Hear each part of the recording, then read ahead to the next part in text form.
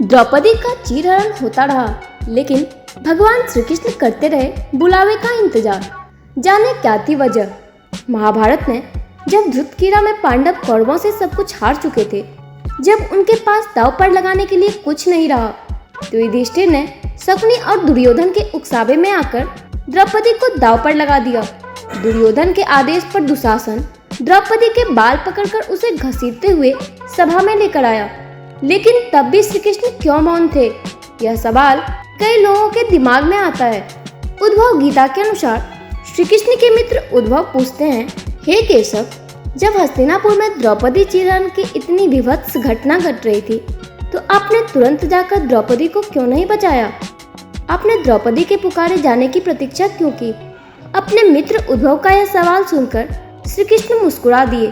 श्री कृष्ण उद्धव के सवालों पर मुस्कुराते हुए बोले, इस सृष्टि का नियम है कि विवेकवान व्यक्ति ही जीतता है, जो जीतने के लिए बुद्धि का प्रयोग करता है।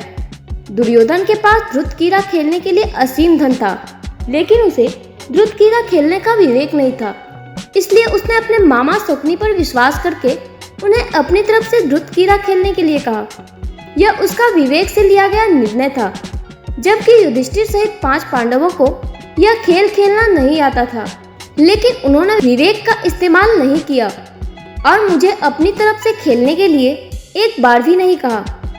धर्मराज युधिष्ठिर को यह बात पता थी कि धृतकीरा सामाजिक बुराई को बढ़ावा देने वाला खेल है, लेकिन फिर भी उन्होंने इस खेल को खेलना जारी रखा। युधिष्ठिर मुझसे इस खेल को छुपाकर रखना चाहते थे।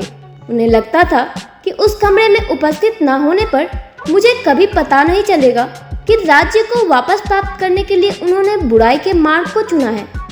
इसलिए उन्होंने मुझे सभा में न बुलाए जाने तक वहां आने के लिए मना किया। युधिष्ठिर ने मुझसे वचन लिया कि मैं पांडव परिवार के बुलाए जाने पर ही सभा में आऊंगा। इस कारण मैं सभा में नहीं गया। युधिष्ठिर ने अपने दुर्भाग्य को स्वयं ही बुलावा दिया।